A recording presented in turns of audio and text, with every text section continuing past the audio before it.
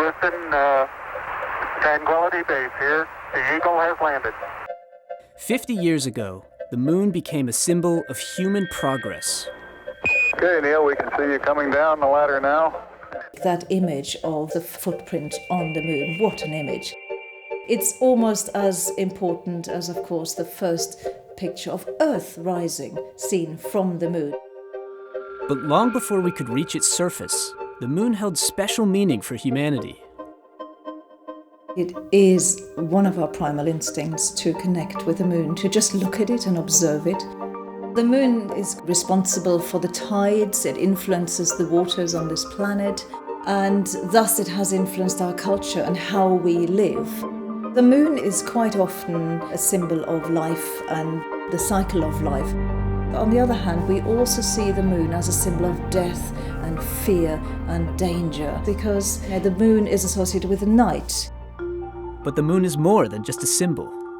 It is an anchor to our life, and it brings us together, everybody, and the whole world can see the moon. Is that pretty awesome? People aren't usually expecting to see something as beautiful as the moon, especially when they see it almost every day. Wow. But once you start teaching them about craters, and you start teaching them about mountains and how the moon has a relationship to the Earth, then they're more, intrigued. Today, telescopes show us the moon in astonishing detail. But that wasn't always the case. For many, many years, centuries, millennia, we could see the moon, and we could just about with the naked eye see that it has some sort of surface structure, but that was it. And things changed greatly in the early 17th century when a Dutch optician invented a very, very basic telescope. We pulled the moon towards us. With this very, very, very simple tool, we could see the surface of the moon in greater detail. As the moon came into focus, we began to imagine traveling there. In the later 19th century, Jules Verne publishes books about imagined journeys to the moon. And what he does is he makes space travel believable. And then as we enter into the 20th century, we see it in early film, and people are beginning to imagine the moon's surface.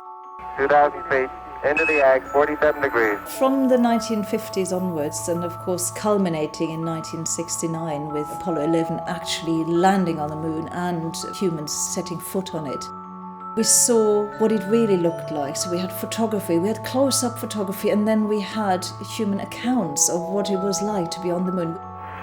Oh, that looks beautiful from here, Neil. It has a stark beauty all its own. It's like much of the high desert of the United States. Today, the moon continues to inspire. In the night sky and in contemporary works of art, like Museum of the Moon by Luke Jerram. He created a model of the moon, which is about 7 meters in diameter, and it's sort of illuminated from the inside.